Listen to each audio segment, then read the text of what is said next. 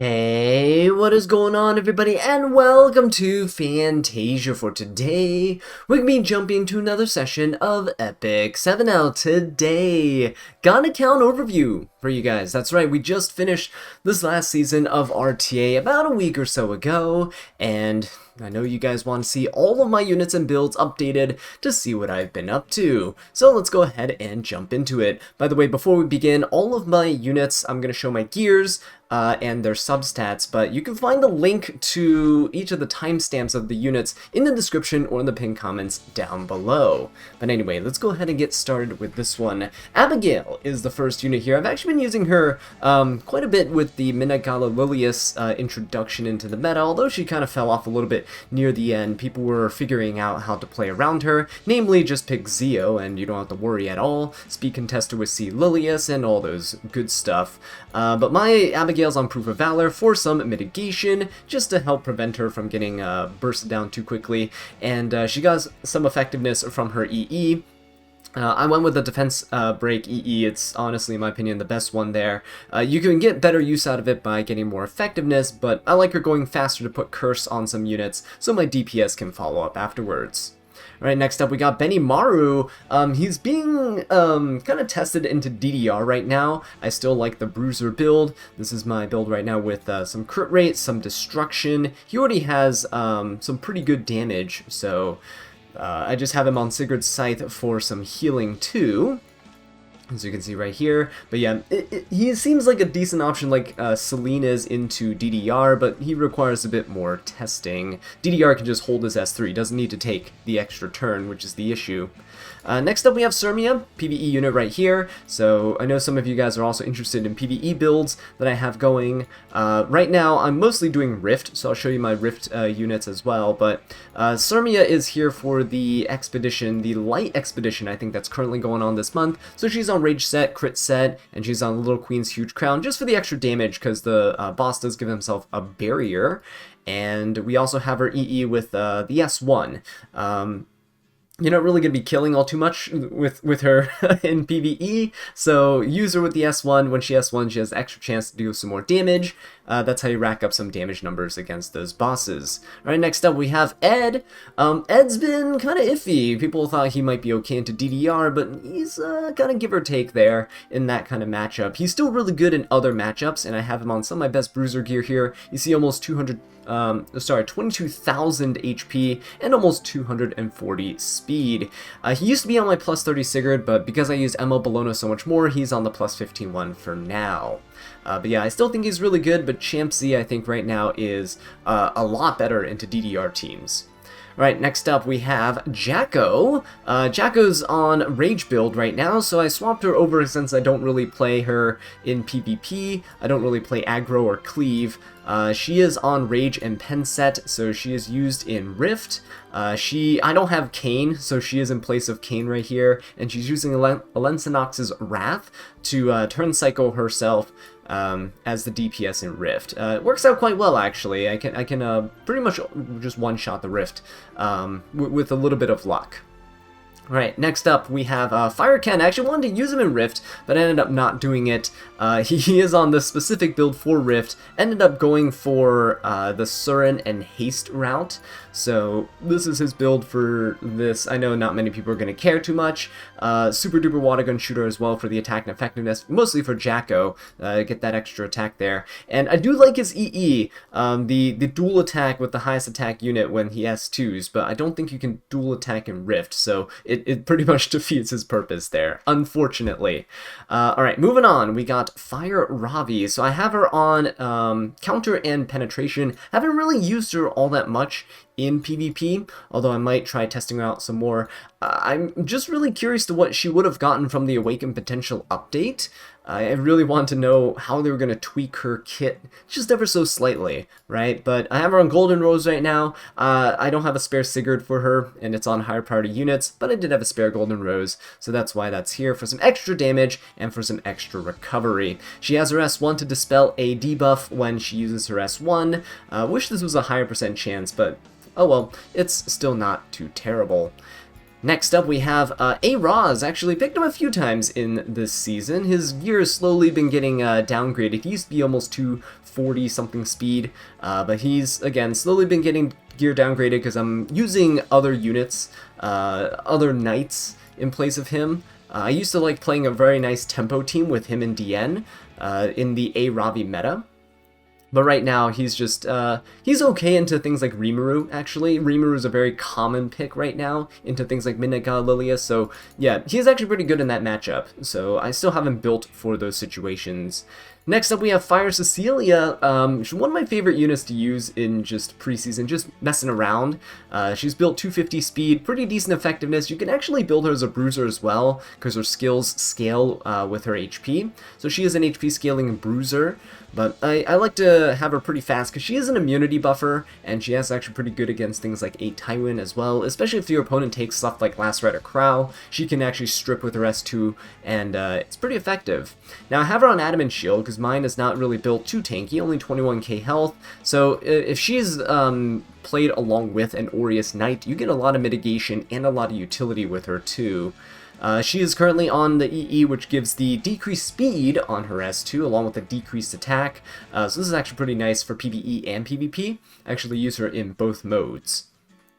Next up, we have Fire Charlotte. I think she's pretty underrated. My gear for her is not great at all. I'd say she's pretty underrated because she guarantees crit, so she is actually pretty decent against things like ML Landy, especially if you pair her with something like Bibulus, because Charlotte's attacks are AoE, so you can proc your opponent's Landy to counterattack with your AoE, and then Bibulus will go and defense break them. Next turn your Charlotte goes, you just nuke everybody, right? Now, of course, you can argue that ML Bellona is better, arguably. Yeah, but, you know, if you don't have Emma Bellona or you're still trying to find her from Headhunt or whatever, Fire Charlotte, pretty budget unit to build, right? Lifesteal doesn't need any crit, and I have her on the extra combat readiness increase after being attacked.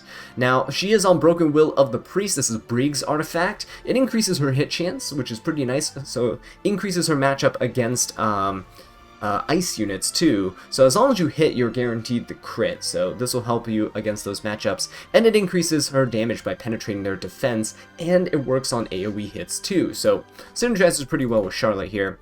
Next up, we have Ilynav. Unfortunately, ML Choux is just a better injury unit overall. You know, Ilynav can detonate injuries. It is pretty cool, but unfortunately, ML Choux just kind of outclasses her, so I haven't really been using her at all. I also don't have ML Choux at all, so DDR is my go-to injury unit. She does pair quite well with DDR, but she does need quite good gear to get her rolling. Currently I have her on Mature Sunglasses. You could use her on Elbrus, I just don't have any copies of Elbrus laying around, extra copies that is, and she is on the EE where she gets 50% combat readiness when using her S3. You can also pair her with Ahmed if you're playing more aggressively or tempo based, but yeah, this is not too bad. It's not too bad. It just, she's really good against things like Yolha, for example.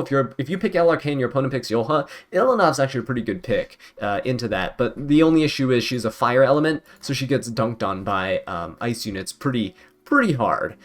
Okay, moving on here, we have Fire Lilias. She is a decent unit into Lua sometimes. Most people aren't running Song of the Stars on Lua nowadays, but because Fire Lilias kind of, people realize she's not that great into Lua. It also just leaves you very vulnerable because you have dual attacks, so you can get Lionheart Cermia, you can get just absolutely destroyed by counter picks. But I currently still have her on Ancient Dragon's Legacy, mostly again just for the potential Lua shenanigans that you can deal with in Arena and Guild Wars and stuff. In RTA, she's like a hit or miss unit. She's actually pretty decent because you can actually soul burn her S1 to take an extra turn. So if she's silenced or anything, you can get rid of her silence and then she can cleanse the team. But that requires a book holder on your team for that to work. Her EE here is that she increases additional combat readiness here by 20% when using her S2, so allows her to cut. So after Lua goes, you can cut and you can just cleanse your team of all those debuffs. Alright, moving on, we got Winter. Winter is actually a pretty fun unit, especially with the rise of Destina in some of these teams. Abyssal Euphine, Crimson Armin, Destina teams. Yeah, Winter is a pretty good counter into Destina. Now, I would like higher effectiveness. Normally, I'd be running her on what is that artifact called? There's an artifact, Alabastron. I've normally been running her on Alabastron for extra debuffs, and it increases her effectiveness by 35%, which is pretty good, but I currently have her on Guide to a Decision as a placeholder, because the Alabastron is actually being used by Surin, which we'll get to in a bit. Haste over here, actually, for Rift. So here's his gear. You can see not everything is ae-Ningning, right? I didn't reforge everything. For PvE characters, I tried to give them as little as possible to make them work. So Haste is currently on this. Ideally, you'd have him on something like Destruction, but I don't have the gear for it. So he's on Antaku right now. He's actually speed tuned with the Surin to go after her. Because if you put bleeds too early on Surin, and Surin goes, she S3s instead of going for the S2, so you want Surin to go before Haste. But anyway, I have him on Aaliyah's Knife. I really didn't know what artifact to put on him, to be honest. I didn't need extra debuffs. I just needed a little bit more damage, so I went for that. And he has his increased defense break chance. That's essentially what you want Haste to do, right? You want him to defense break the team so your Jack or your Kane can deal as much damage as possible.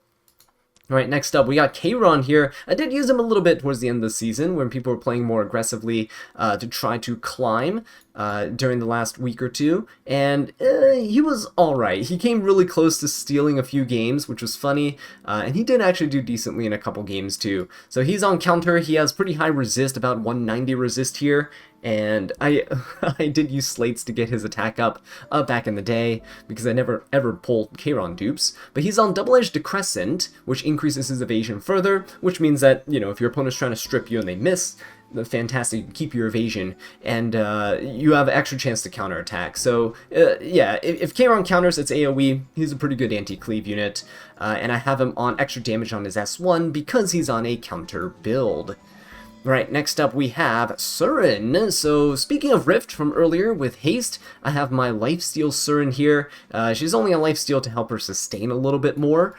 She does lack the bulk that some of the other units can build. So yeah, that's basically why that's there. She has a little bit of effectiveness, and the Alabastron actually brings her over the edge so that she has enough to debuff the boss consistently. And it also helps a little bit with the debuffs here, so you can actually get to decrease attack, defense break, or decrease speed, and I think unhealable or something else is the last one. It's a pretty decent artifact for PvE. I also really, again, like it on Winter, so if you have a couple copies, slap one on her for Rift, slap one on Winter for Destina matchups.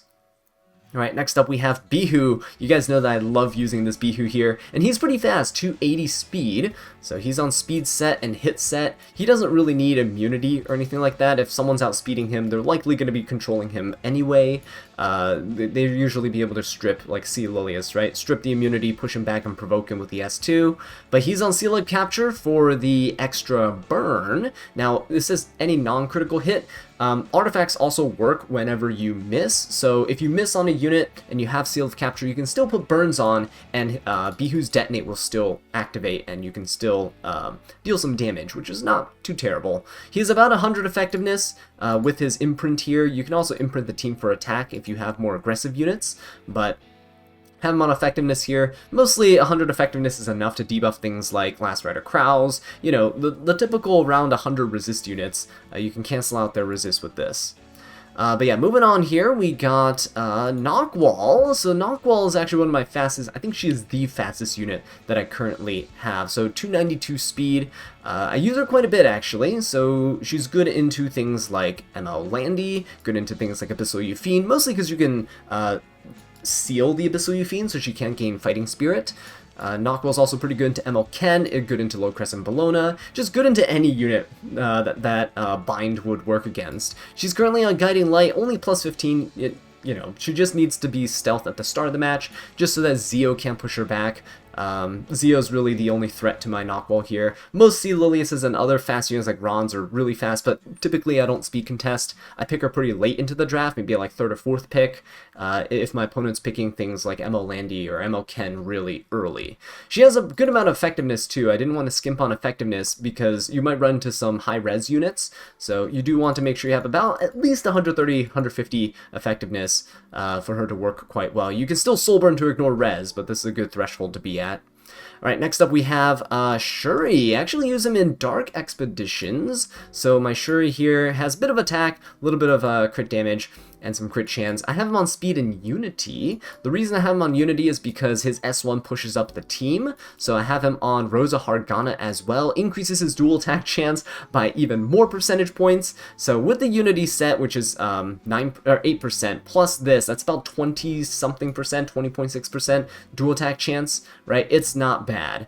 Plus the 3% innate. So yeah, he has about almost a 1 in 4 chance, right? 1 in 5, 1 in 4 chance of dual attacking anytime someone S1s. So it helps quite a bit with turn cycling there. He's also a pretty good speed imprint as well. And yeah, I think he's pretty good for PvE. Alright, moving on, we got Summertime Iseria. I don't really use her because I don't play aggressively or cleave, but I have her built just in case. Her gear really isn't used by anybody else, so it is pretty safe for her to just hold on to it. Its speed and immunity is not the greatest gear, it's just gear that happens to work with her. 250 speed is about where you want her to be. 200 plus effectiveness. I know some people have like 250 effectiveness if they have better gear on her.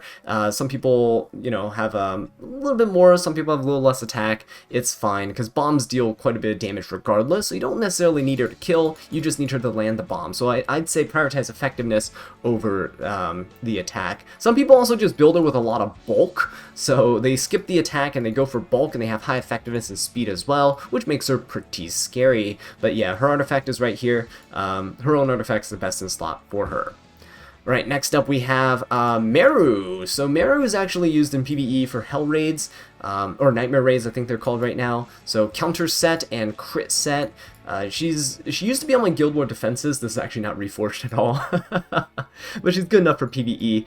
She used to be 0 speed, full damage counter build for Guild War defenses, but now that that defense isn't working too well, because of things like Nahkwol and stuff, I took her off. But Magic for Friends as well is her best in slot artifact, and you can just proc counters out the wazoo. I use her against Secretary Vera, so the big worm boss in Nightmare Raid. She's really good for that there. Alright, next up we have Milim. My Milim here is on counter and pen set. She's actually pretty decently bulky, 12k HP, 1300 defense, and I wish I had more health, like 13k health would be kind of nice, but I really can't reach that with the quality of counter gear that I currently have. She is on upgraded Dragon Knuckles. You might be like, well, normally people run this on Lifesteal build, right? Gives her a chance to counterattack when she has Lifesteal. Yeah, but because my luck is so bad, you guys know I never proc counters. I have her on counter set and upgraded Dragon Knuckles. She still doesn't counter, so it's fantastic. We also have the increased damage for her, increased amount recovered by her S1, so she can self-sustain quite nicely. So this is kind of like the Lifesteal EE, along with a counter artifact and a counter set. It's pretty nice. Alright, moving on here. Oh, she's pretty good into stealth units, right? That's the reason why people would draft her. But anyway, moving on, we got my D-Gen Politis. I've actually used her a few times, and she's been kind of good. So I have her on counter and resist. She has about 200 speed, so she can still cut, sort of, if she needs to, against certain fast teams that use non-attack skills as their opener. Usually people don't go for the non-attack skill because they're afraid of getting Abyssal Crowned by the Politis. So when Politis S2s and hits them with the AoE, you have a good amount of chance to stun. And if she cuts, you can S3, and she again has a good amount of chance to stun. Mine's on bulk, no damage, some effectiveness, and some resistance. The resistance is actually quite nice because sometimes zero effectiveness units try to provoke her or something, or like a DPS unit tries to control her, and it doesn't work, so she still gets to do her stuff, and Abyssal Crown. Alright, moving on, we got Researcher Carrot. I've actually tried to draft her a few times. She actually gets banned more than she gets let through draft, which is pretty funny.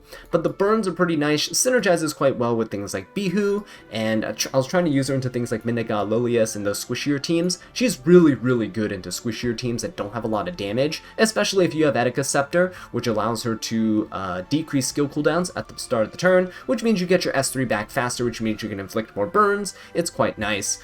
Ideally, I get a bit more effectiveness, but I really like the bulk on her, as you can see by this ring, for example. Just a ton of defense, so she's pretty bulky. I kind of like it, and her barriers also help her stay alive as well. Alright, next up, since we're playing with fire, I might as well go with Roy. He's on Lifesteal and Torrent. I wish my Roy was a bit stronger with attack, but that's because I'm lacking imprints on him. Maybe if the rerun comes back, I'll pull a few more copies. But yeah, as of right now, he performs really, really well in the teams that you draft him into, especially if they have no ice characters, right? He's really bad into ice units. But if they don't have ice units and they don't have units that can deal a ton of splash damage or true damage, right? He's really, really strong. Have him on Chatty as well to keep him protected, especially in those standard v standard matchups. The barriers help him out quite a bit in terms of staying alive, and so does the lifesteal. Next up, we have Achates. She is on some spare stuff laying around, but she's actually used in PvE quite a bit, so we have speed and health set. She's used in Nightmare Raids once more, and she's pretty good against the I think his name is Arahakan, right? He's the dark boss. So I do use her there. She's a Wondrous Potion Vial to cleanse some of the stuns that the boss inflicts, and we also have her on this increase effect res EE, so that she can get up to over 200 res and not be controlled or affected by any of the debuffs. Alright, moving on there, we got Ae-Ningning. Don't think I really used her in RTA. I do sometimes use her in Guild Wars, though, against things like Pera. So she is actually decent as a unit. She's kind of similar to DJB. I just don't think it's the meta for her to shine in right now. So speed set, res set. I would like to see her get a little bit of a tweak in terms of her kit. But if you're playing a tempo-based team, it's actually not too bad against units that have barriers. Since barriers are quite common in the meta, you can definitely make her work. But I don't have the gear to invest into her right now. Doctor's Bag here for some extra cleansing and some healing, especially because her S3 and S2 are off on pretty fast cooldowns, especially if you get to use her S3 against units that have barriers. You can turn cycle quite quickly. Alright, next up, Mascot Hazel, another Soul Weaver that we're using, this time again in PvE against Rift. So Hazel, Haste, and Surin and Jacko are my team for Rift. You can see she doesn't need fully reforged gears, she just needs to reach certain stat thresholds. See, even her boots aren't that great. But 220 res is what you want. I have about 280 something speed and a little bit of bulk. This bulk is definitely enough for her to survive, and she's on Idol's Cheer, so whenever she gets hit as a frontline unit, it pushes up Jacko even more, turn cycling her so she can deal more damage. Next up, we have Shuna, who I think is actually pretty decent right now because of her sleep. That's a non-attack skill, and it's AoE. But she's a little bit difficult to pull off, especially because DDR is already pretty good at overshadowing her and her job. But overall, speed and HP set, mine could probably be a little bit faster, kind of wish she was, but you could put her on something like Eternus or something like Soul Constellation, but I have her on Celestine for some extra healing, and I have her on this extra sleep chance on her S3. It's actually really nice. Again, if you're fighting Aidens and things, if I built her a bit faster, maybe like 250 speed, I think she could be really, really good into those types of evasion comps. But yeah, and she doesn't get affected by things like Bunny Dom either, right? You don't take an extra turn like DDR does, so you can put those units to sleep, strip their buffs, and go on with your day. Alright, next up we have Tamarinne. She's used in Nightmare Raid, she's used in Expeditions. You guys have seen her a million times. I basically got gear for her and then never changed that gear. She's been on this gear, low quality gear too, for forever. So she does use a bit of effectiveness and a bit of resistance, kind of a mix of both. She does need this effectiveness for Nightmare Raid against the Queen. She's on Magaraha's Tome for turn cycling, and she needs the res in the Dark Expedition to not get reset. Alright, moving on here, we got Choux. Tried her out in RTA a few times this season. She has been alright, actually. She just does Choux things, right? You S1, you S2, you whoosh, you heal, you just absolutely massacre things, and elemental disadvantage doesn't really matter because she's Choux, and she doesn't care. So 24k health, pretty easy to build health on her, actually. Got her on Golden Rose, so she has a bit more healing, as if she needs more in her kit, and some more damage, as if she needs more damage in her kit. She does have her EE, the one you have to use essentially. Anytime you crit, you activate Whoosh, or with a 40% chance at least, but everyone knows it's a 100% chance when you need it.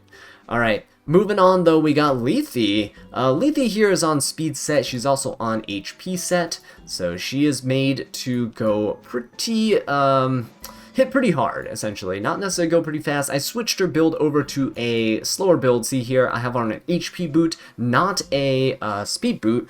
And it's because I want more HP. Now, with this artifact here, this increase in HP is actually really nice because it applies to this stat. It doesn't apply to your base health, it applies to this HP stat. So my 28.5k health is going to be multiplied by this, you're going to get an extra 7.5% of this amount on top of it. So I get really bulky with the Lethe, and you can just go ahead and nuke things. I find that more bulk is better than speed because you're a ticking time bomb when you're using Lethe, right? Your opponent just has to try to DPS her down as soon as possible. You don't need to be super fast. She does give herself a speed buff, which helps. About 200 something speed is good enough.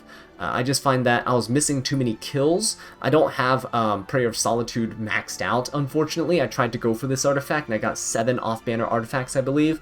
So it was really, really bad. So I have to just cope with this plus 15 copy. But yeah, definitely go for more health. She's pretty good into things like Abyssal Euphine, ML Landy, but you need to be able to kill to get that extinction. So if you don't kill, it doesn't really help. Alright, next up we have Luna. She's used in PvE content, so I have her on penetration and speed set. So quite nice for PvE. Again, just not the best quality gear as you can tell, but it works, right? If it works, it works. She gets some pretty decent stats. Use her in fire expeditions. And I have her on a very simple basic artifact too, so S1 damage is increased by 16%. No need for portrait, no need to take those actual PvP artifacts away from your units, just have a little bit of consistency in terms of increasing your damage, and you're all good. I also have her on increasing combat readiness by 15% here. I do use her in Dark Expeditions too, so she's used in 2 expos. I tried to recycle my units as much as possible to just to minimize the units I have to have built on the account, especially for PvE purposes. But yeah, Luna, she's usable in PvP, but mine is definitely not. Next up, we have Ae-Karina. So she is like the MVP, honestly, of the last RTA season. My win rate with her was absolutely insane, and she was really good into Abyssal Euphine, into ML Landy. Highly recommend you guys build her. She doesn't need to be on speed set. Some people build her on counter set. I think counter's pretty cope, mostly because my counter units never counter, but you also proc things like Lionheart and Bibulus and stuff that's running around, so my Ae-Karina here is fine. She has better solo potential if you do have her on counter set, but I just don't have the stats. I can't reach these stats on a counter set, right? I have to go for speed. But it also does let me get more effect resist than most counter builds can. So counter builds might be able to get the bulk and a decent amount of speed, right? But they don't have the effect res that I have, and I find that a 150F res is pretty good on Ae-Karina. You'd stop a lot of shenanigans that your opponent might be throwing at you. Rocket Punch Gauntlet is definitely what makes this build, though. If you don't have this artifact, because a lot of people ask me about it, just use something like Noble Oath. It's definitely not as good, but it's probably like your second best option. Next up, we got Brieg. I tried to use him in PvP, as you know from the beginning of last season, but nope. Counter and pen set, he is actually really good in PvE. I should probably honestly switch him over to a speed set, but his bulk is pretty good for PvP right now, and his counter actually helps him just turn cycle his skills much better with building Fighting Spirit. It's kind of nice. I have him on this PvE artifact here, which just increases damage against bosses and stuff, but yeah, that's pretty much all he is for right now. He's just a PvE unit, but he's a really good one at that, so I don't regret plus 15 him at all. Alright, next up we got Crow. Really, again, curious to see what his Awakened potential would have been like if he got Escort buff, right? It would have been so cool. But I actually switched him off of Aureus and put him on Holy Sack. I find that people just burst him down and then he's dead, and then he doesn't do anything. He dies before he gets to S3, essentially, is the issue with him. Same with, like, Yoha in this meta. There's so much burst damage and so much high damage units that tanks like this just evaporate, right? Especially against things like Midnight God Lilias and maybe the Huayan buff that's coming up. Who knows what that's going to do. But I have him on Holy Sack now to try to catch some people off guard. And this also lets me draft him with things like LRK and stuff as well, so that, you know, you kind of have a mitigation unit and a unit that can nuke somebody at will. So kind of nice. His EE is also the one that increases provoke chance, so you can kind of protect your team a bit better. I used to have him on his S3 decrease cooldown EE, but wasn't working out too well, especially not in RTA. Alright, next up we have Brieg Charlotte. I've been trying to cook with her lately. So Unity set and Lifesteal set. This is my build. She's pretty bulky, she's pretty slow, but she carries some pretty good damage. The damage numbers don't look impressive, but they're pretty good. Have her on attack boot as well to boost up her damage and portrait, because you want to deal as much damage as possible with her early on in the match to give yourself a good advantage, and then you can finish them off with your S3. The dual attack chance is pretty nice though, especially because she has her built-in enhanced dual attack, but this just allows her to keep going, right? 11%, that's a 1 in 10 chance of dual attacking with an S1. It's not terrible. Alright, next up we have Tywin. He's actually a bit slower now, so 204 speed. He essentially just swapped gear with Fire Cecilia. I think they have like the same stats. So yeah, he's pretty bulky, almost 1400 defense, 26,000 HP, which allows him to carry Aureus much more comfortably. He has a mix of effectiveness and effect res. You kind of don't want him to get controlled too much. I mean, he's immune to like stun and sleep, but you don't want him to get silenced. You don't want him to do all that, especially because he gives a nice defense buff to the team too. He's built a bit slower, but he has decent effectiveness, which means you can defense break your opponents. Things like LRKs, things like ROLs. You definitely want to have at least 100 effectiveness if you're using Tywin here. Unfortunately, he's not too good into DDR because your unit needs to be hit for them to be cleansed in the back line. I kind of wish they'll kind of tweak Tywin a little bit. That would have been a nice little buff for the balance patch, is to just make Tywin a bit more viable against things like DDR, but unfortunately that didn't happen. You do have the EE here for increasing combat readiness of the person in the back row by 10% when you use your S1, so it's not too terrible. Alright, Elvira, I showed her build. I actually ungeared her because I was borrowing some gear from other units, but if you want to see the builds for her, check out my Elvira video, my summon and showcase one. I show her stats in that one, but we still don't have any news as of recording this account overview of what the Elvira rework or nerf or whatever you want to call it is going to be like. Therefore, I don't have her built because I don't plan on using her until then. Alright, next up we have Kayron. She's built for Wyvern, and this is pretty standard stuff, right? Just build her with damage, a little bit of effectiveness, she gets the job done. Daydream Joker for some additional damage here, and she has the EE, which gives her some bleeds. Alright, next up we have Kisei, the queen of getting accidentally drafted in my RTA videos, right? So she is currently on some pretty decent gear, I would say. Obviously, it's not the best gear. My speed DPS gear is very, very lacking, as you can tell. But yeah, she actually catches some people off guard. 280-something speed. I wish she was a bit faster with a bit more damage, but she's on Wind Rider as well to help her keep going to stealth. Also helps her with the damage output too, so it's not terrible. And her S3 here is the one that strips, so you can strip the immunity off somebody if you're going first and reset them, which is kind of nice. Also gives her a bit of speed boost, which is very, very welcome. Right, next up we have, none of these guys are built. We have, Bibulus, there we go. Bibulus is, oh boy, I think one of the most impactful recent releases we've had. So she is actually built on 150 effectiveness, want to be able to defense break and strip even support units, right? So Soul Weavers, Knights and stuff, want to be able to full strip them and just defense break them and just punish them, right, with your damage deals that come afterwards. You definitely want to land that defense break. It's very, very helpful. She's built pretty fast and pretty bulky. You don't need any damage stats whatsoever with some effectiveness, and I use her on Iron Fan. They buffed her so that her S2 procs and she gets to increase combat readiness every time she's counterattacked, every time. Not just once per turn, but every single time. And Iron Fan adds to that as well when she does her S2 or her S3. You gain extra combat readiness, you turn cycle more, and your passive is just up all the time, essentially. And it helps a lot with sustaining your team through her heals. But yeah, moving on here, we got Cerise. So we have speed set and crit set on her, mostly for some damage. The crit is only here for the damage in PvE against the light expedition boss. You do get to have a vampirism buff, so every time you deal damage you get a bit of it back. as health. This helps keep the Cerise alive in that fight, because I don't have any damage mitigation in there. I bring Brieg, and he's on a damage artifact as well. Miss Confiel helps out quite a bit, because every time she does a single target attack, like her S1 or S2, she has a pretty good chance to defense break, and that's pretty much her job, is to just strip the buffs, slow the boss down, and defense break him. But at 275 speed, not terrible. I kind of want to retweak her, rework her for PvP, try to use her with Politica, but we'll see if that happens in the future.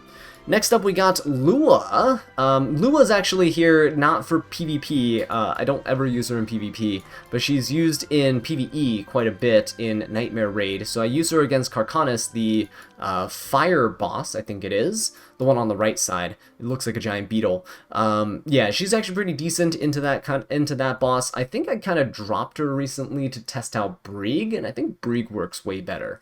But yeah, this is her build when I was using her in Nightmare Raid. Alright, next up we have Riza. So, a unit that I really just want to play around with more. I feel like she's fun, but she really is lacking in terms of her kit. That's why you don't really see her anywhere. There's way better units for mitigation, but she's pretty decent at protecting a frontline tank. So perhaps I'll test her out some more. She is on, she's currently on Miss Confiel, because she's pretty bulky, so she doesn't need to be stealth. But this is pretty good for just defense breaking. She also has target debuffs in her kit, so perhaps you can use her to push somebody back, defense breaking, right, strip their buffs, and you nuke them down. I gotta see, though. I gotta see. I really want to make some good teams with her, because she's one of my favorite characters from Fullmetal Alchemist, and the fact that I can't use her right now while having her built just feels bad. Okay, next up, Seaside Bellona. Actually, you can use her in PvP. She's not terrible. Again, you just have to watch out for certain units like Rowana. That's counterpicked into her pretty commonly, but she is pretty good as a last pick into certain team comps. Like sometimes I'm fighting some cleave teams. I have a bunch of cleanse and mitigation on the team. You just sit on a Bellona, and she does work. Again, her gear is terrible. Look at this boot. Terrible gear, but she works, right? The drink being able to proc, especially against fire units, she's very, very nice. She has good survivability too, especially on lifesteal. And this EE is what makes her work. So every time she has 2, she dispels a debuff from herself before she attacks. It is really nice when she cleanses off a blind or something like that, so she can start hitting units and dealing massive amounts of damage. Still pretty good unit, definitely fallen from grace from years past, but still usable. Alright, next up we have Aria. Haven't really used her this season. I don't really find myself in the position where I can use her. People are playing really aggressively, and things like Zio can just cut her HP in half before she even takes a turn, regardless of her bulk.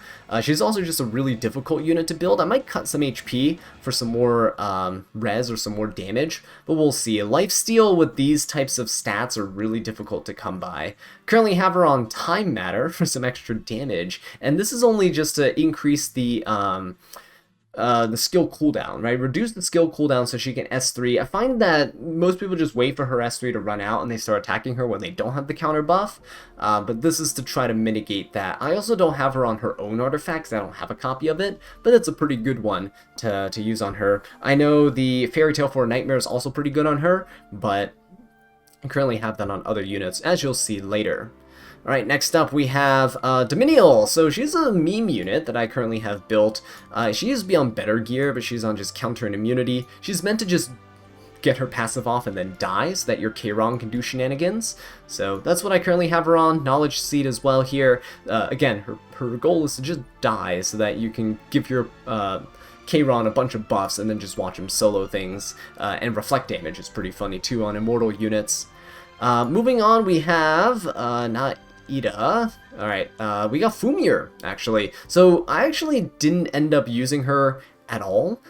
She seems like she's fun, and people are apparently banning her quite often in RTA. I want to test her out some more, but she was released at a weird time in the game, in the meta, where things were starting to go super haywire with RNG. So we have speed set and res set on her. She has a bit of effectiveness, but she's actually built with a bunch of resist as well. I know some people build a ton of effectiveness on her. I might test out that build, but yeah, as of right now, this is to prevent her from getting controlled, because she's pretty slow. She's middling speed at like 230 something.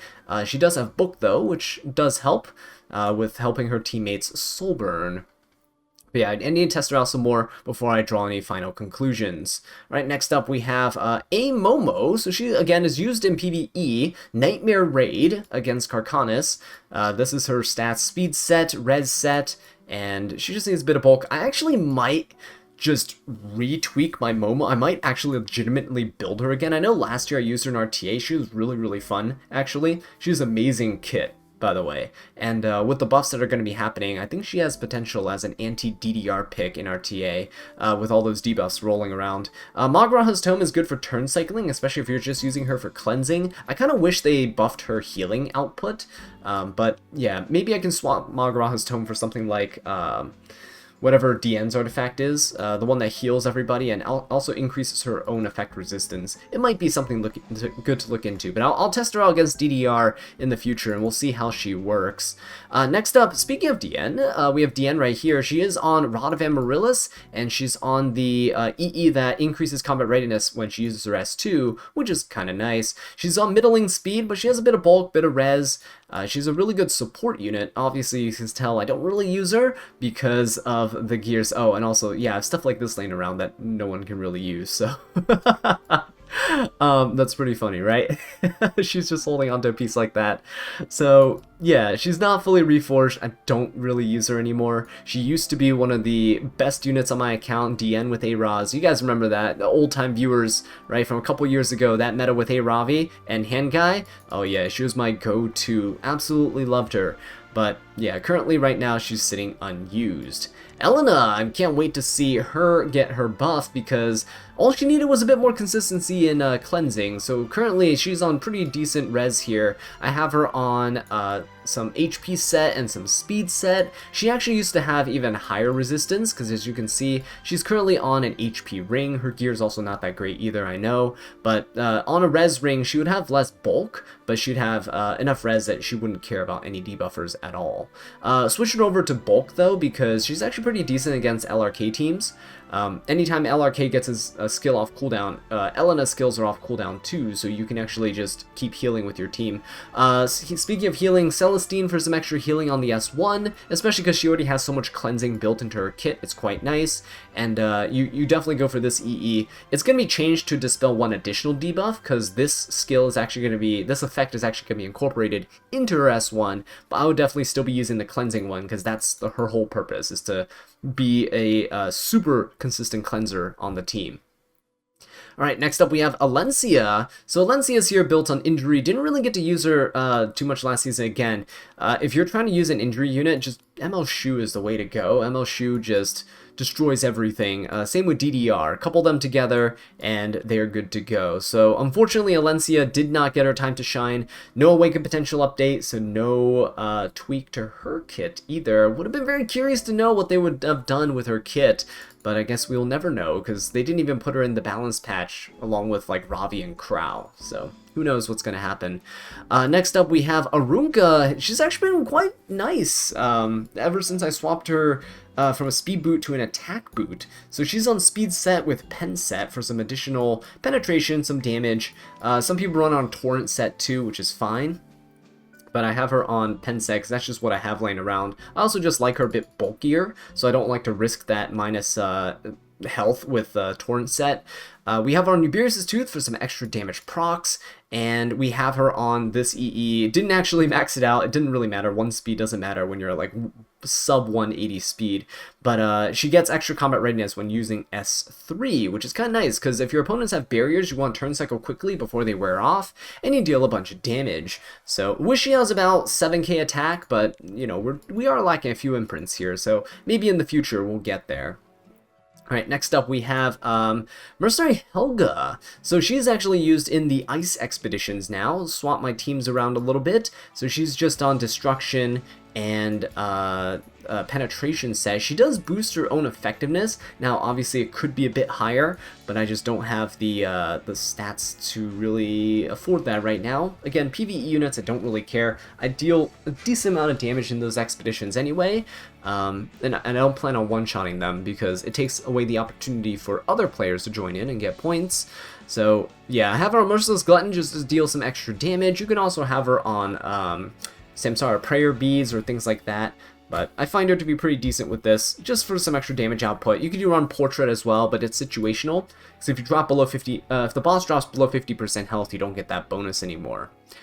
Alright, next up we have Rimuru. He's been seeing a resurgence in the meta. He's been really prevalent. So I have him on speed set, have him on HP set. Or sorry, not HP set, HP and crit set broken pieces.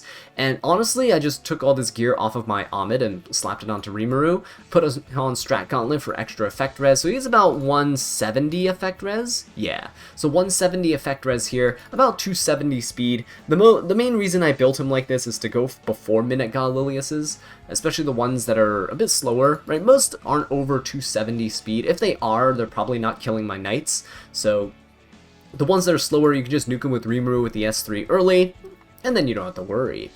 Alright, next up we have my Zahhak. So Zahhak on 280 something speed. He's used in PvP and PvE, so I actually do use him in the Light Expedition as well. He's pretty good there.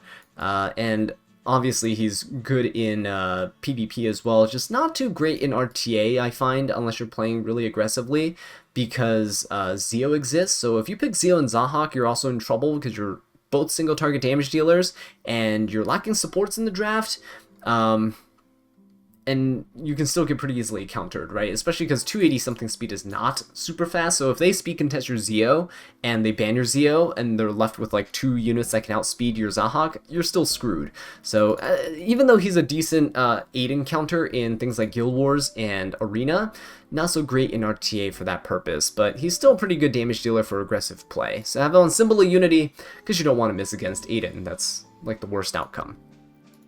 Right, next up we have Armin. Armin's on a counter and immunity, so as you can see I don't really use her, so I didn't really bother to fully reforge her gear.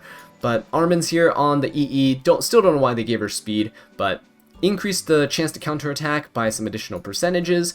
Obviously you want to be using Elber's Ritual Sword on her, but you typically draft her into AoE cleave teams anyway, so things like Ida and stuff. So whenever that happens, you actually remove souls from the opponent, and you can decrease the damage that you suffer, which is not too terrible. Elbrus would help a lot though with just dealing damage overall. You can actually give herself more defense with an imprint concentration, but because you're playing anti-cleave, you just want to give your whole team more bulk to help keep them alive. Alright, next up we also have Charles, my boy! I want to really tweak him and re-gear him so that he works a bit more consistently. So I currently have him on Sword of Light and Shadow. Want to put him back on Elbrus because most people just ignore him when he's not on Elbrus.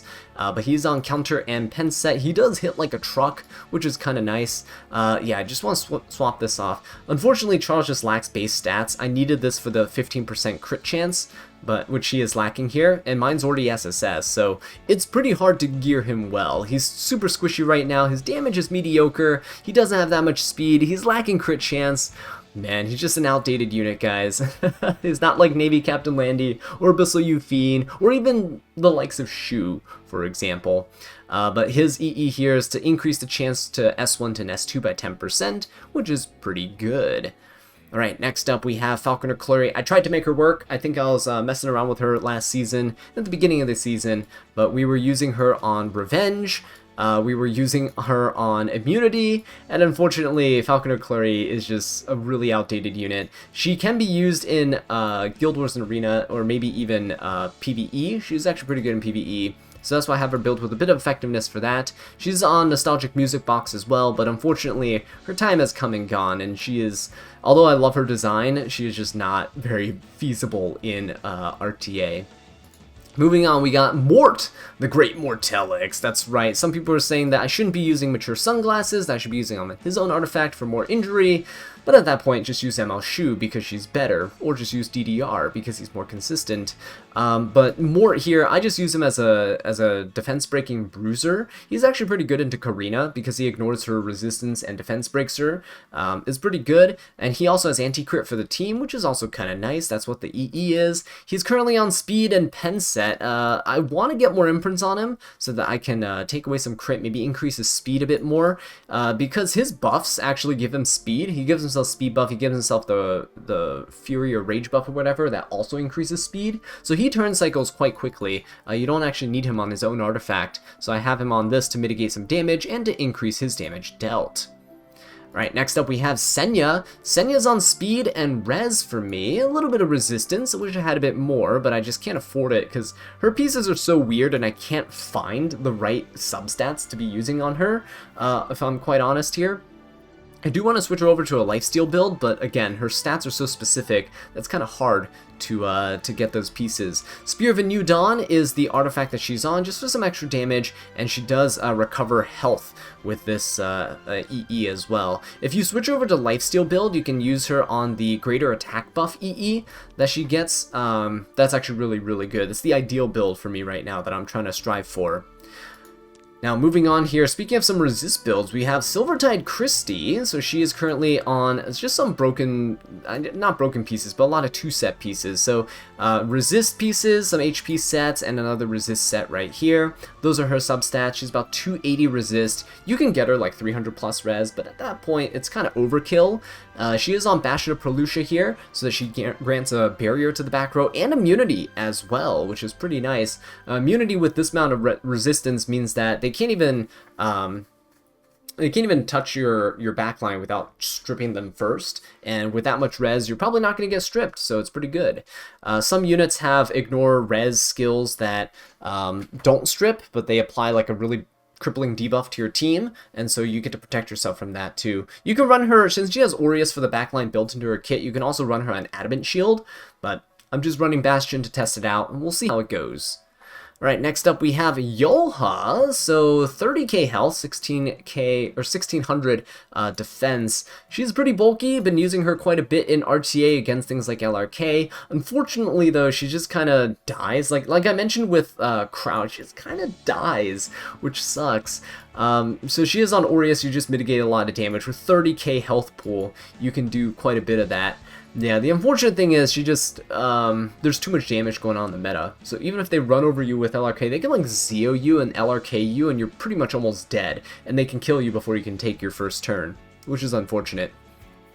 Next up we have Blooming Litica.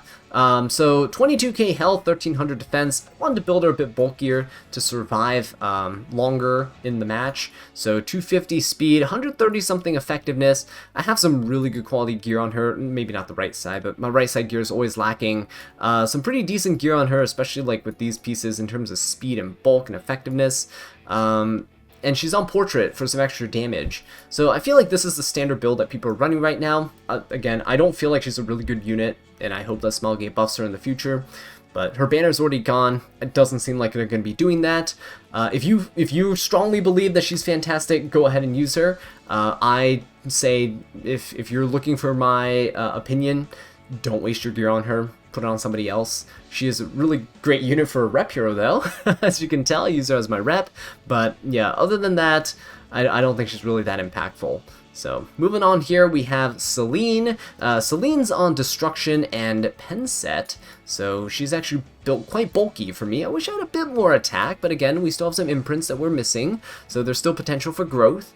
But Destruction Set helps her quite a bit in getting that damage out there while increasing her bulk that you can run. Secret Art Storm Sword is the artifact to be, so plus 30 on this, you get some extra combat readiness, you get the extra attack, you're just going to be dealing quite a bit of damage with that. And she also has the EE where she attacks the enemy with the highest attack. I know some people are using the one where she stealths, that is fine, but I usually use her into things where I want to hit the DPS, right? I want to burst down that DPS as soon as possible. So if they have 1 DPS and 3 supports, Celine is pretty good. Alright, next up we have Midnight Gala Lilias. She is on Torrent and Speed set, so mine's 265 speed, 4200 attack, which is not too bad, and 310 crit damage. So mine can one-shot pretty much any knight, unless they're a Adamant Shield wearer. So things like Arowell, I can't one-shot. But other than that, pretty much every knight is going to be going down. So LRKs and stuff, just gone in an instant. I also have on Wind Rider. Technically, I think you can get more damage with stuff like Portrait or those types of things like Tonfa, but yeah, the Wind Rider is what I'm using because she can stealth and that protects her from getting hit. and you don't have to worry too much about her passive getting stripped, right? The damage limit buff. Okay, next up we have, I think, Bellona. Yes, we do use Bellona in PvE. So she is actually used in the Juleeve Council Nightmare Raid. So destruction here with some crit chance, and she is on Air to Surface Mission Misha. So this is for the extra hit chance and the critical hit damage. I think in the fight, in the Juleeve Council fight, I swap her over to Bloodstone so she sustains the team with some healing, and you take off her EE as well when you're doing that so that you can, you don't debuff, right? You don't want any effectiveness on her in that fight. But, yeah, this build is okay in, what is it called? The ae-Manic, hunt. So when you're farming for immunity gear, although nowadays I don't really do that anymore, you can see I don't even run her with effectiveness. She's mostly just used in Juleeve Council because you can farm immunity gear with Rift, which is kind of nice.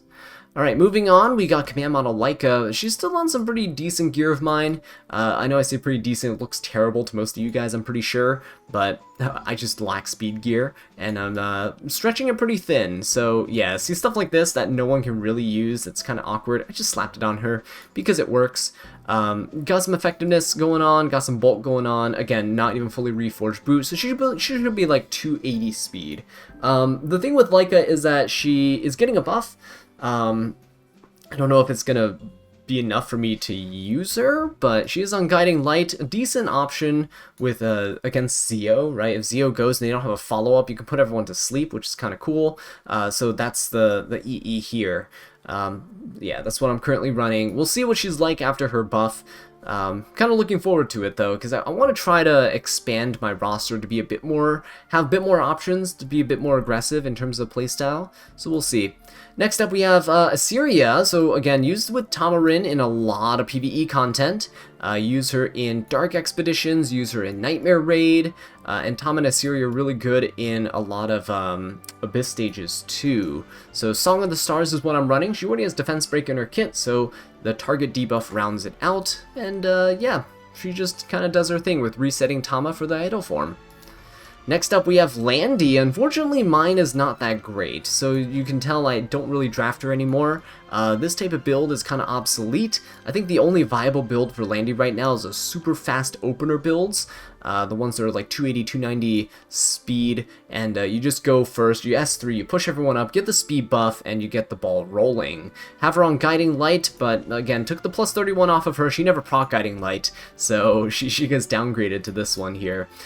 She's still a good unit overall. You can use her in PvE content too, but she's just really fallen from grace, especially because people aren't tanking down as often, and when they are, they have so much damage and so much reach. Things like ML Landy and Abyssal Yufine, they have AoEs built into their kit, so even if you stealth, you're still dead. She's really good against single target teams that are really bulky, right? You can punish a lot of teams that way, but her time is kind of come and gone. Next up we have Lilka. She's used in the Ice Expedition, so hit set and speed set here. She is obviously not fully reforged in her equipment, but that's quite alright. Again, PvE is PvE. You don't need a whole ton to get the job done. She's also on Guiding Light, because I do tend to use her sometimes in PvP.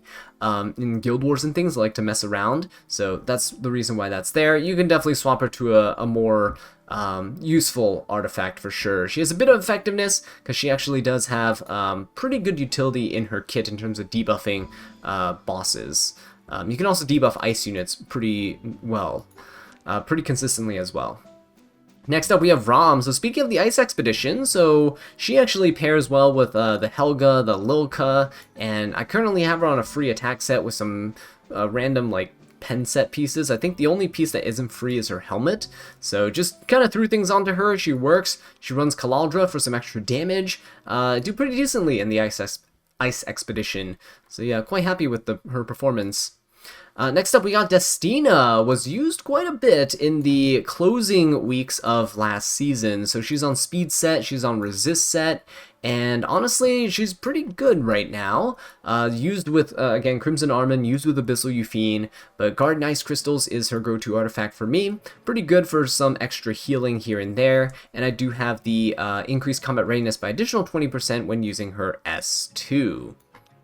Alright, next up we have Ocean Breeze Luluka. Been trying to use her a bit more, but she's built with a ton of resist and a bit of bulk here. So she's on speed, she's on resist, and she's on Soul Consolation as her artifact, just to help her out with turn cycling and to increase her effect resist even further. So she's about 250 something effect res with her, that's without her self-imprint. So if I put her on her self-imprint, she's actually 270 resist, which makes her really, really nice against those debuff teams, right?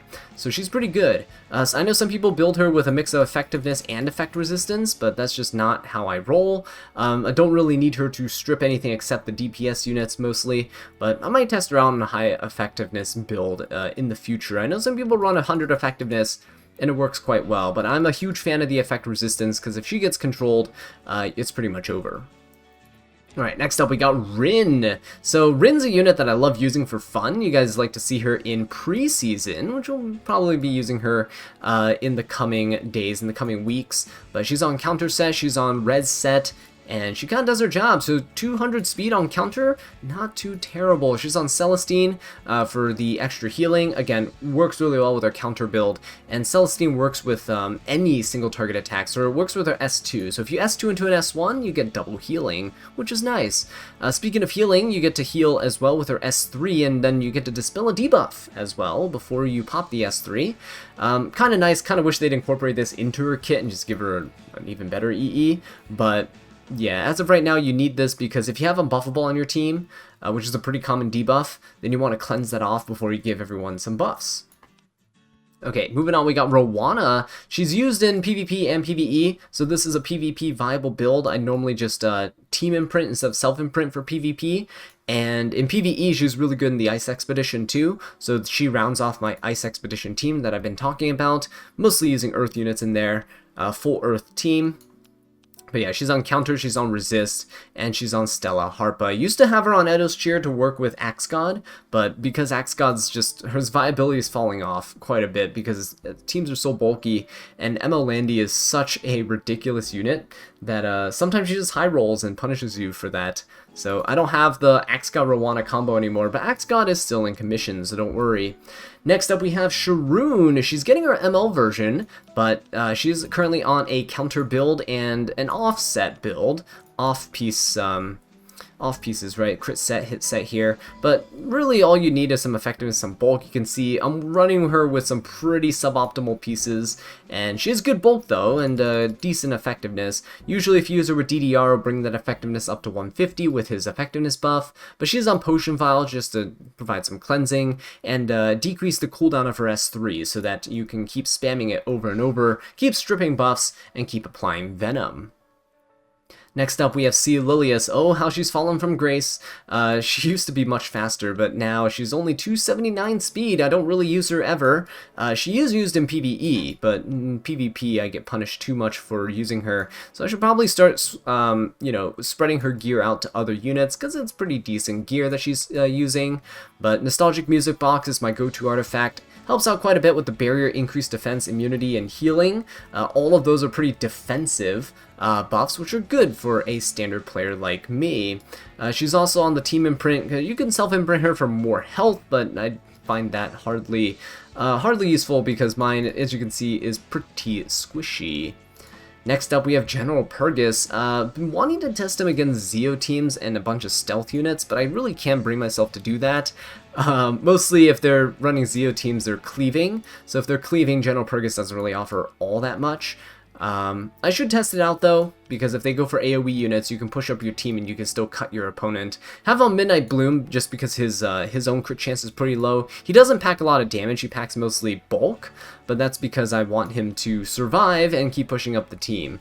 Yeah, I really want to test him out. I think he's a pretty decent bruiser, but in this meta, it's kind of iffy. Alright, next up, Judge Kisei is getting a buff, but I don't have her built, so let's move on to Lionheart Cermia. Mine's currently still on a lifesteal build, unfortunately. I want to get her on Destruction as soon as possible. She is running a crit set as well, which lowers some of the gear requirements that are on her. She has some decent damage, not overwhelming. You know, missing about 70 crit damage, like you would be if you're on a Destruction build, but I just don't have the pieces for it. Testing her on Durandal, and it's actually quite nice. Lifesteal gives you some sustain. Typically you want some mitigation as well, but Durandal actually helps her turn cycle so quickly, especially if your opponent's like counterattacking and procs or passive, which also gives her combat readiness. She's actually doing quite well with this, so I'm going to keep her on it for now. We'll see how it goes. Next up, we have Little Queen Charlotte, good against ML Choux, good against Dark Units, ML Kens, ML Bellonas. I tend to ban Aiden if I can, so LQC is a pretty good option for me. She is also on some pretty insane gear with these attack substats that she has on her pieces. So yeah, really fun to use. She's on Hellcutter as well, which increases her burst potential. The only issue is that she can get easily controlled, so you do need a cleanser on the team. If she gets controlled or if she gets attacked down, she's not really doing much. Next up, we have Tywin. So he is one of my favorite knights in the game, honestly. With Aureus here for mitigation, he's pretty bulky. I have him on team imprint, so he's giving a bunch of health to the team instead of himself. But yeah, he just needs to be built with some speed and some bulk. I know some people build him with effectiveness. I don't really need it.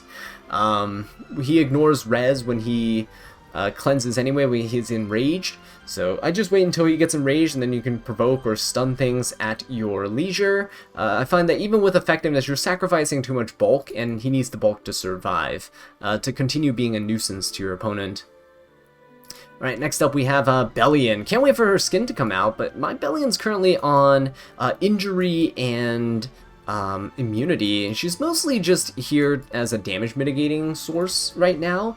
Most people nowadays have Bellion on Aureus. She's a pretty good anti-cleave knight. Most cleavers are ban her though, pre-ban her, but on the off chance that they don't, you can just draft her. She's really good into ML Ludwig and those types of units, book holders, right?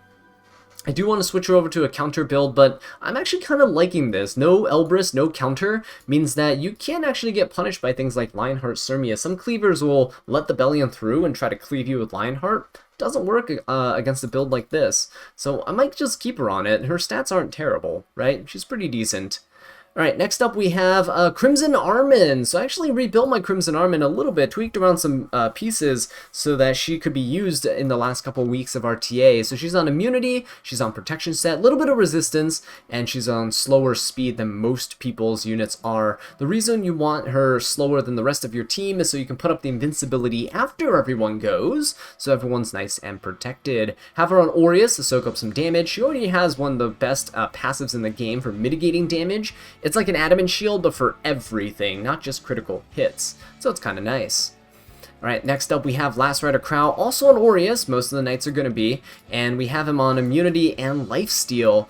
Some people ask me if lifesteal is necessary. It is not, it's a luxury. I just happen to have the lifesteal pieces like this that rolled really weird, and I said, you know what, screw it, we're going to make a lifesteal LRK. Speed set is the most common set for him. You just need to have him bulky and fast with a little bit of resist, and you're good to go. Next up we have Navy Captain Landy. So this is my build for ML Landy. I don't really use her all that much anymore, honestly, because RNG never really favors me.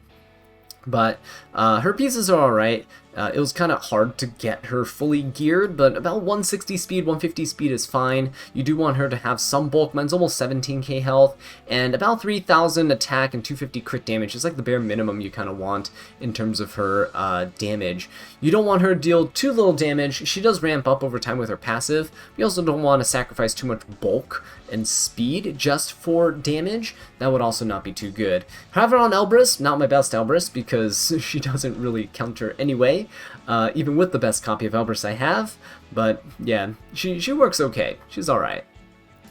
Next up, Unbound Knight Arwell. So Special Change Arwell has been really nice for me in the past couple weeks of RTA and the last couple weeks of climbing. She's been decent throughout the season, but I think she was overshadowed by things like LRK. I would also just pick Tywin into her quite often too. She's also countered by Blue Tywin, so if she tries to stun the DPS, if you have a solo DPS behind Blue Tywin, he gets to cleanse that stun, give a barrier and immunity. So she really loses the utility in her kit if she's in those types of situations. Have her on Adamant Shield, you can have her on Halag Lance and stuff like that too, but Adamant Shield's quite nice because it makes it so that she actually can't be bursted down by a Lilias, at least in my matchups here. So yeah, really, really good build, and yeah, just honestly, if I could, I'd just increase some of her health, maybe decrease some of her speed. She doesn't need to be too fast. Maybe 190, 180 speed is like the minimum I'd go, perhaps. kind of sort of like Crimson Armin, but I do like the effect res. I would not skip the effect res for anything because she's pretty good with it. Resisting all those little provokes, little stuns, sleeps, and silences from random units is pretty nice. The effectiveness here, I would like to boost it. I think I have a little bit here. I would like to boost it up to about 50% because when she gets the effectiveness buff, she gets 100% effectiveness. You can stun things like LRKs pretty consistently, which I do appreciate. Next up is Spez. He's gonna get an evasion buff for some reason, but yeah, he has speed set and crit set. Unfortunately, it's not gonna help him become any more viable than he currently is, so kind of a shame, but hey, he's on Portrait of the Saviors with some extra damage. Probably should put him on something else. I would like him on Windrider, but again, I don't have a spare copy right now, so this is all I can really put on him to make him work. Alright, moving on here. Maybe I'll put him on one of the evasion artifacts when he gets his evasion buff. Alright, next up we have Spirit Eye Celine. This is currently my build. She got even faster, over 260 speed now. She's on Lifesteal and Pen Set. I should probably use my event crafting in the future on pieces for her. She seems pretty fun. But yeah, like this piece right here, it's absolutely abysmal. But she works. I just have a difficult time drafting her because of my playstyle. If people outspeed her and destroy her with things like Karina and Rimarus and stuff, then she doesn't really work, right? I have her on Secret Art Storm Source. Some people are running her on, what is it called? Windrider. But again, I don't have enough copies of Windrider, so this is just it for the attack buff and the CR push. So if someone opens with something, she can CR push herself and then go right afterwards, which is kind of nice. Alright, next up, Tempest Surin. Speaking of another unit that has a passive that prevents death, Tempest Surin here, I need to reforge this actually, but or find a better piece. Honestly, that piece is not that great. But she's on Lifesteal, she's on Crit Set, pretty good anti-cleave unit. The problem with her right now is that Zeo exists, so it can push her back, and she doesn't cut. The other issue with her is that you can get reset by a lot of things. Nahkwols, Luas, Emma Rowanas, and if you can't S3, which her EE is based on, if you can't S3, you're kind of screwed. You're not going to lifesteal enough to sustain herself, and then, yeah, it's game over. So she's kind of in a tough spot right now. You can still make her work. She's kind of like Arbiter Vildred. If you put her in the right draft, she's going to carry. Alright, next up we have Astromancer Elena. I swapped over to this kind of destruction, bulky, damage bruiser build, but honestly it doesn't really work. I might just swap her over back to like a cleavy DPS build and try to use her in an aggro team, but I thought that this would be kind of nice. It just turns out that you use Nahkwol, and Nahkwol's a bit better if you're playing, even if you're playing standard. So this doesn't really do all that much, especially because her buffs aren't permanent, they like expire. So if you don't kill the Emma Landy in time, she's gonna counter and then you're gonna die. She also doesn't do anything to stop Abyssal Eupheme from gaining Fighting Spirit, which kind of sucks because then you're gonna die. the Abyssal Eupheme won't counter, but every time you hit her, you'll still give her Fighting Spirit. Okay, next up we have Flitica. 290 speed, actually sped her up quite a bit. I do want to use her more often. As you can see, she's carrying some of my best speed gear. This is a terrible piece. She's using some of my best speed gear, so I really do want to use her more. She's really good, even into Zeo. So you have Guiding Light on her. You can, as long as the Zeo doesn't have a follow-up pusher, you can push up the rest of your team after Zeo. She can reset important units, ignore res and do it as well. So if they have a high res unit, you can still soul burn, ignore res, reset them. She has 160 effectiveness, so she's already looking pretty decent, and if you need to, you can give attack to your team if you're playing aggressively. Alright, next up we got Watcher Schuri. If you want to one-shot things, he's kind of your OG, like, person to go to. I don't really use him, but he's built to be used. 220-something speed is pretty decent, and he has quite a bit of damage behind him as well, so you can one-shot things like Karina, ignore defenses, right, do all those shenanigans. I also have him on Sashay for some extra CR pushing, so once he takes a turn and kills something, you get more momentum, push up the rest of your team, and you can clean up the rest of whatever they have left. Next up we have Aola. This is her current build. It's not really good. I just threw some spare gear I had onto her. I might rework her actually. I might re-gear her to be a bit slower, higher bulk, higher effectiveness. 200 effectiveness Aola seems disgusting with something like DDR, and honestly, you know, at this point I might as well just embrace the Aola and just use her as well, right? I have her on Book. You can run her on Spirit's Breath. Book is here for more utility with the team. Allows your DPS units soul burn to end the match quicker. Alright, next up we have Broman, 270 speed. I actually kind of want to use him a bit more. Unfortunately, I don't have the reforged materials for the helmet right now. But yeah, decreased his effectiveness. I used to have about 200 effectiveness, I think, because I ran effectiveness ring. But I ended up giving him some more bulk with stuff like this, just to see what will happen. He doesn't need all that much effectiveness. In fact, I just want to use him with DDR to see how it'll go. People say he's a Zeo counter, but he's as much of a Zeo counter as Zahak is an Aiden counter. It just doesn't work. If you're getting Zeo'd, you're getting cleaved, Broman's not going to do anything about that. And even in a standard v standard, Zeo, I mean, Broman can't get pushed back, but everyone else can. Broman can't be silenced, but everyone else can. And so that's kind of the downside there. I do have him on my better version of Abyssal Crown, because I did want to try to make him work. 20% chance to stun! I mean, pretty good, right? But yeah, we have yet to make him work yet in RTA. I do want to try, though. Control teams are really, really fun, and I do love them. Alright, moving on here, we got Sage, Ball, and Cezanne. Yeah, like, the go-to iconic anti-cleave unit, right? I love it when people try to just let him through and they're like, yeah, we won't get slept, it's fine. And then he sleeps everybody, and then they can't push him back because he's on Bastion of Hope. 70% more res for him on top of his 170 here, so he's at 240 resistance, at 20k health almost, at 240 speed. Yeah, he's a menace. So if you couple him with something like Christy, then he's basically impossible to debuff. But if I do use him with Christy, I might switch him off of Bastion of Hope and put something else instead, but we'll see. He's a really fun unit, though, to use. Next up, we have Solitaria. I haven't changed his build in a while. 256 speed. It's pretty mediocre. I think most people are shying away from this hybrid effectiveness effect res build and going straight for effectiveness, going for really fast Solitarias, 280, 290 speed, but yeah, I've yet to update my build. I did put it on Fairy Tale for a Nightmare, though, which is kind of nice instead of Abyssal Crown. Again, I haven't really been able to make her work all too well. I just haven't been playing too much control in RTA. I do need to tweak my DDR build, and then we'll see if we can make her work a bit better. Sylvan Sage Vivian, so lifesteal and immunity as well. She's kind of fallen off. She was really, really strong into the Ravi, LRK, Spectre Tenebria meta, but now with ML Landy, Abyssal Euphine, she just isn't as good as she once was. Still have her on Chatty, though. It does help her out in terms of mitigation, getting that barrier there. She's pretty bulky and she has good damage, decent speed. But again, she does need a little bit of help in this current meta. She's just not that great right now. Especially with Rimarus and Karinas and stuff running around too. Next up we have DJB. Yeah, 240 res still gets debuffed by like every unit in the game. So res is a dead stat. This is my current build. I could probably improve this, probably get more speed, more res instead of the defense. But I've yet to get a better piece as of right now. He doesn't really need too much bulk. You do want some to stay alive, but he's mostly here for tempo, and that's why I have him on Eternus, so he can cut with the combat readiness gain, and I do want him faster. If I can get like a 270 DJB, if I can get like a slightly better necklace here, it would be super, super nice.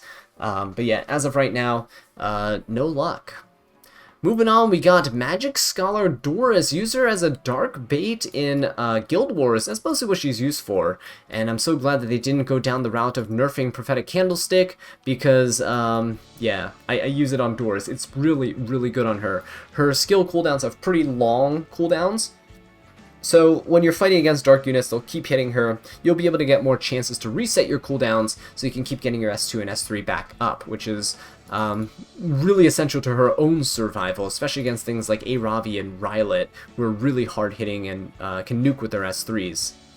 Next up, we have Maid Chloe. Maid Chloe is here. I don't really use her all that much, I'll be honest. You can put her on her self-imprint here. So she's 180 res, and she gives herself 20 with her passive, but and Shamadra's also gives another 20%. But as of right now, I don't really have a Maid Chloe built account. Like, typically people who build Maid Chloes tailor their entire account around it. Like my Runka would have like 70 res, or like my, you know, LQC would have 70 res or something like that, so that you can use Maid Chloe's passive, you can use her team imprint, you can use Shamadra's, for example, to give a bunch of res to those units, get them over 100 plus res, and other standard DPS units won't be able to touch them at all, right? So really cool strategy, but it requires you to tailor your account to it. She just doesn't really fit my playstyle right now. And yeah, I could try to make a couple teams with her, though. I've been wanting to, like, make a few units that are tailor-made for Maid Chloe against certain team comps, but it's just really tough right now, especially with Briar, which has Iseria kind of running around. So unless I'm pre-banning Briar, Maid Chloe's not really my go-to for those types of teams. Next up, we got Bunny Dom, super meta right now. Mine's pretty bulky with 260 speed, a little bit of res. I don't have a ton of res on her. She doesn't really need it because I have her on immunity, mostly because I don't want her to get sealed by something like Nahkwol or a unit that goes faster than her. So she is on Doctor's Bag. She gets to dispel debuffs and heal for the team when she has threes, which is kind of nice. But other than that, yeah, she's just there for tempo, and she does work quite well with DDR. She works well against DDR, she's good against Lilias. She's just a really strong unit overall. A lot of people forget that she's actually decent against Spectre Tenebria too. If they can't burst down your team with Spectre and they try to go for a soul burn, boom, you get skill null, right? It is pretty funny when people do forget what she does. Next up, we have APOC Ravi, 27k health, almost 1400 defense. She's on Destruction, and she has a good chunk of speed, 100 of crit chance and 285 crit damage. I actually did try to boost her damage here with Draco Plate to make her S3 a bit more reliable in killing, and Draco Plate also reduces the damage suffered by critical hits, so it's like having your own adamant shield built in, which is kind of nice, especially if you couple her with an Aureus unit. She's going to be surviving most things. I think she actually is really strong in the current meta in certain situations. When Abyssal Euphine and ML Landy are not there, right, maybe your opponent pre-banned them, maybe you pre-banned them, Ravi becomes a dark horse. She becomes that forgotten unit that people still don't respect fully when she's drafted. She's a really good anchor into certain teams. Alright, next up, Assassin Cartuja. So he's built with about 240 speed, and the reason why he's here is because he's really good as an anti-cleave unit. Not only does he add RNG to all of your units by giving them blanket evasion, he's also really good because he can cut with his own passive and Snow Crystal, and if he does, you can stun with his S3, you can defense break, you can provoke with his S1, you can do quite a bit. So as you can see here, after successfully evading, you increase the combat readiness of everybody by 10% as well, so he's kind of like a mini General Purgus in that sense. Actually, I should probably try doing that. Assassin Cartuja General Purgus? That'd be pretty cool. Alright, anyway, Axe God is up next. I kind of do want to change his build now. He just doesn't seem that great on injury. He was really good on injury against things like Last Rider Crow, don't get me wrong, but right now it seems like he's just lacking the damage to kill things, and I want him to kill. So Destruction Set is probably the way to go. If you're using him, Destruction Immunity is probably the best that you can use for him. Currently have him on Durandal for some extra increases. I gave his copy of plus 30 to the Lionheart, so he's taking the one from Dark Corvus for now, because Dark Corvus also fallen off because of DDR, the prevalence of sleep, and the prevalence of injury, right? ML Shu as well being another culprit. Okay, next up we have Commander Lorena. So typically she's actually on Daydream Joker, so let me just put that on so you can see her full stat line. She's used in PvE, so I use her against Arahakan. This is the team that I use Achates in with A-Raz and Carrot. And Commander Lorena, pretty good damage, especially with Rage and Pen Set. You get defense breaks with A-Raz, and it brings Commander Lorena, and she can essentially like 2 or 3 shot the boss, which is pretty good. Anyway, moving on here, we got Dark Corvus. Ideally he's on Durandal, but I have on Sepulchrum because I don't have a third Durandal, thankfully. I've been pulling way too many of those.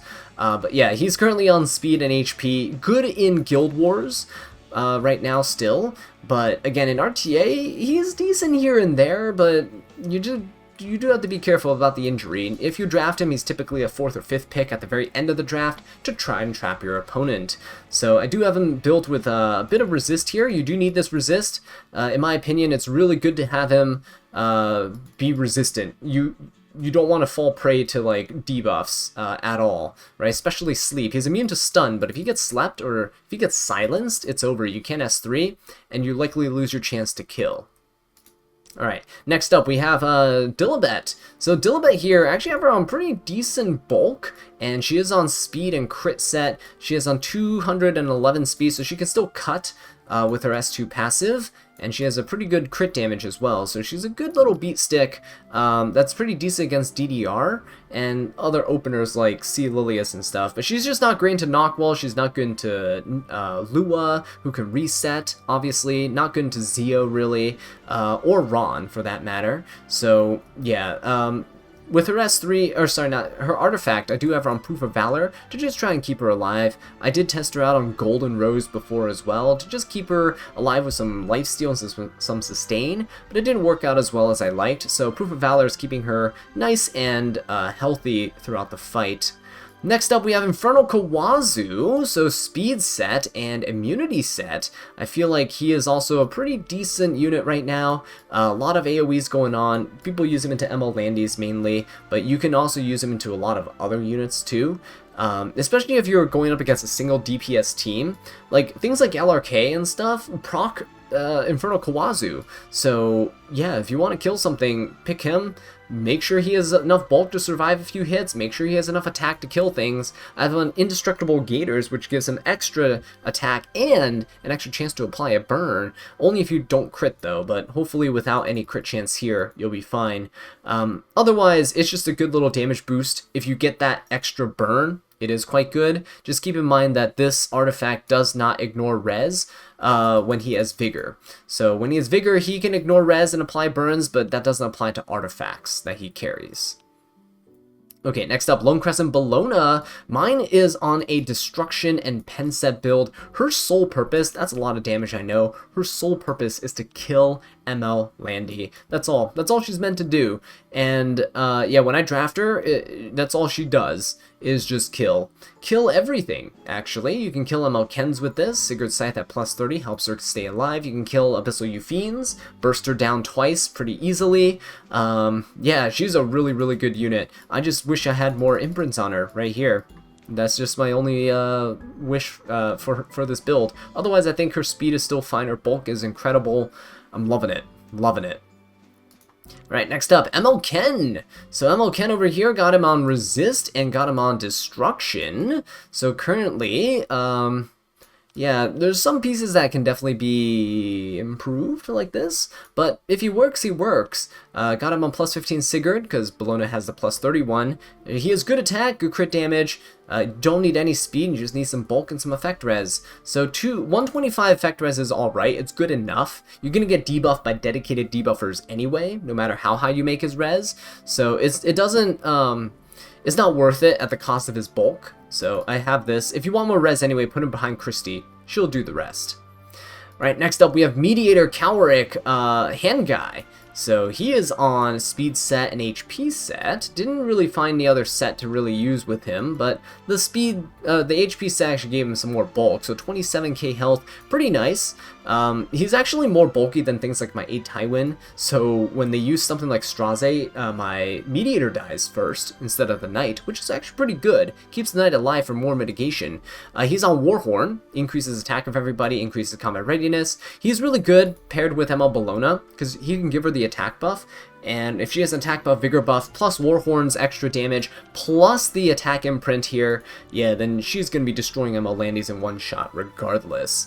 Have him on a bit of effectiveness, actually, from the necklace and from some other pieces here and there, I think. Yeah, from like the ring and stuff. But the effectiveness is actually quite good. It allows him to strip some buffs off of units. Even if they have 100 res, it's like a 50-50 shot as to whether or not you strip. And against things like, you know, LRKs and stuff, it could actually matter, right? Getting rid of a barrier to deal enough damage with some other units, pretty nice. Alright, next up we have Straze. Straze's on a bit of bulk, actually. I like this bulk on him. He doesn't die in one hit like all the squishy ones do, but Wish's attack was higher, but he still kills because he has Benimaru's Tachi. 260 speed is my threshold for him. Faster is fine, but I can't keep up the damage with that. He just needs crit set because he does 100% defense pen anyway. Benimaru's Tachi is super strong on him. Super glad that I have this. But yeah, typically you go first, just S3, kill their highest HP knight, and then your other units follow up and do the rest. Next up, Abyssal Euphine. So, God, people have grown to hate her, but I absolutely love this unit. I honestly don't find her to be a problem in RTA, because I guess my playstyle just has a way of dealing with it. Maybe I have the unit pool to deal with it. But yeah, the lifesteal, the crit chance sets on her make it so that it's much the crit especially, it makes it so much easier to build her because you have more emphasis on bulk and a little bit of speed. You don't need a whole ton of speed on her. Elbrus as well, she has my best Elbrus plus 21, so a bit more chance to counterattack. Honestly, counterattacks sometimes bite me more than they help me, but yeah, it is what it is. I would like some more defense on her, but we do have room for imprints. I've pretty much never pulled a Euphine imprint except this like a single copy here, so quite unfortunate. But hey, I really love this unit. It's kind of sad that she has a terrible reputation right now for being super luck-sacky. Alright, next up we have FCC. So FCC here should be on another mitigation artifact, something like Adamant Shield, something like Aureus. I don't have a spare one for her right now, and I don't really use her, so I haven't really equipped her with anything. But this is what she's like without an artifact. Honestly, she used to be super strong, but Arwell has kind of taken her place. I just put her on some spare gear here with some immunity, with some counter, and she just kind of exists. She has more effectiveness than she does res, because she kind of does the same thing Crimson Armand does.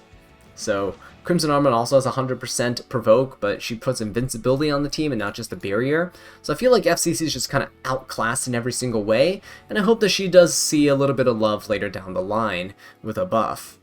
Alright, next up we have Hazel. Hazel should have an artifact here, should be Rocket Punch Gauntlet, but ended up not putting anything on her. She could probably just be running Noble Oath, to be honest. It's not a terrible artifact for her.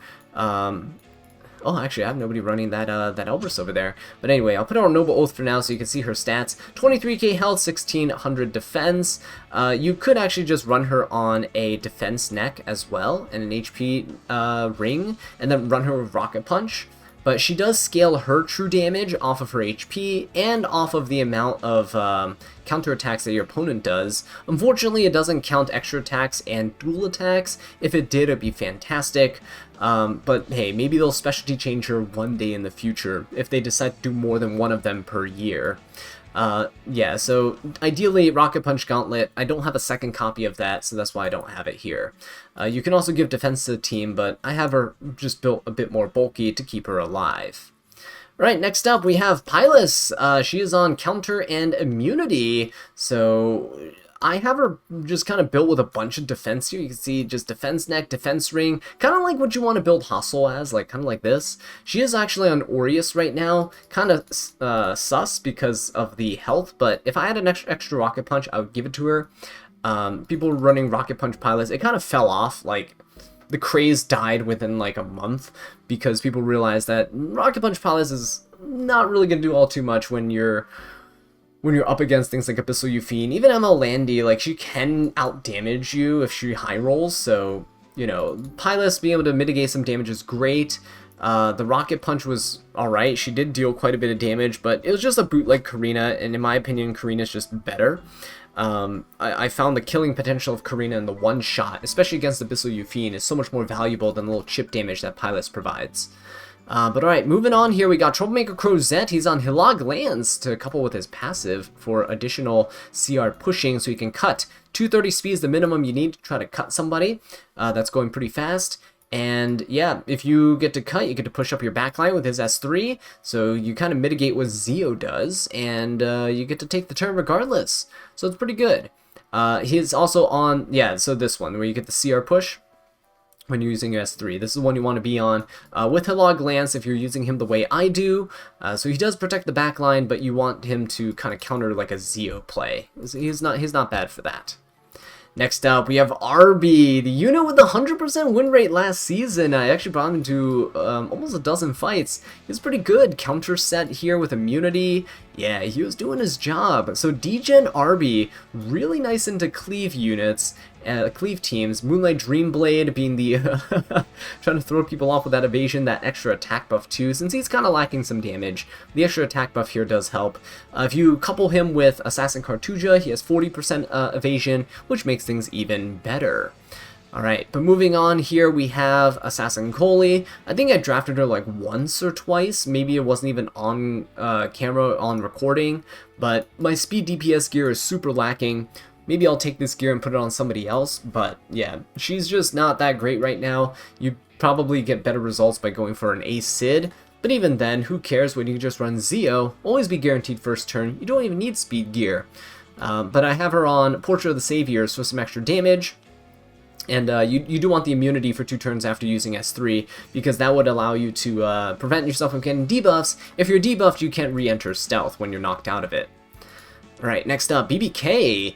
She is not on counter, she's actually just on triple resist sets. She actually has quite a bit of damage here, almost 4k attack, 270 crit damage, and quite a bit of resist too. Again, pair her with something like Christy and you're good to go. But I have her on Hostess of the Banquet, so this is Minigod Lilias' artifact, and you get an extra 30% resist. So my BBK is about 207 resist right now, which is pretty good. And you also get increased damage, which is, again, pretty good. Especially because when you're nuking with her S3, they're going to be above 50% health regardless. So you go with the S3, you nuke them down, then you S1, you heal up. Hopefully by then you've already won the match, but yeah, pretty good unit overall. The only issue with her is that if people can ignore res, you're kind of screwed. And if people have units that just counter units with immortality or units with buffs, then you're also screwed there too, right? Some units like Straze can just strip if he has higher attack. So if he has an attack buff, he might be able to strip you. And other units like Veronica and stuff like that that are running around also kind of invalidate BBK's kit. Next up, we have Closer Charles. He's on a bruisery build, lifesteal here, not fully reforged, with immunity. I do want to re-gear him and use him some more. He seems pretty fun in bruisery fights, especially since he's pretty bulky here. And I have him on Shepherd of the Hollow for additional evasion, additional damage, which is kind of good. But moving on now, we have Crescent Moon Rin. Again, a unit that I want to use. She's built with pretty decent speed here. Never really got the chance to use her because I'm so afraid of Zeo and I don't really have any follow-up units, right? Crescent Moon Rin can go, but if you don't have any units to follow her up, or if you miss your stuns, you're kind of screwed. RNL is pretty nice on her. Mine's almost plus 30. But yeah, extra chances to get extra turns is always good. For free, you essentially just decrease your cooldowns on your skills, you get to grant damage buffs to your team, and get to stun more units. Never bad, never bad. Next up we have Penelope. So I actually did gear her for the season, but ended up never using her because she is just way too slow as a unit. You can build her faster, but then she's lacking bulk, she won't survive anything, and you're just doing 1-for-1 trade. And if you're doing a 1-for-1 trade, you might as well just not use Penelope and use something better. She has resource reduction, which is kind of cool, but again, it's not too great, especially given that she's a 3-star stat line. Goblet of Oath here. So here's the thing, you don't need the effectiveness, but after using a non-attack skill, it decreases skill cooldowns by 1 turn. Her S3 has a pretty short cooldown of 3 turns, so if you use your S3, you have 2 turns left, right? Until you can use it again. So you use your S2, which gives her an extra turn, so you have 1 turn left before you can use your S3. But if you run the Goblet of Oath, you essentially get to reset your S3 completely, so you can S3 to resource reduction, right? And then you S2, you get to S3 again on the next turn. It's kind of nice. But I could just never make it work. So yeah, here we are. Anyway, moving on here, we got Remnant Violet. Lifesteal here with penetration set. He's been pretty decent this season. Sometimes you just need a little bit of RNG on your side, a little bit of evasion. Shepherd of the Hollow here dealing quite a bit of damage, especially when you get lower. Helps you heal back some more and nuke even harder. But helps him with his evasion too. I just wish his evasion was innate and not a buff, kind of like Aiden. That's why Aiden is so much stronger than Rylet. You can't really get rid of her evasion unless you seal her. So Rylot, though, you can get lucky and you can potentially strip his buffs. You can put unbuffable on him and all that stuff, and he's yeah, not looking too great.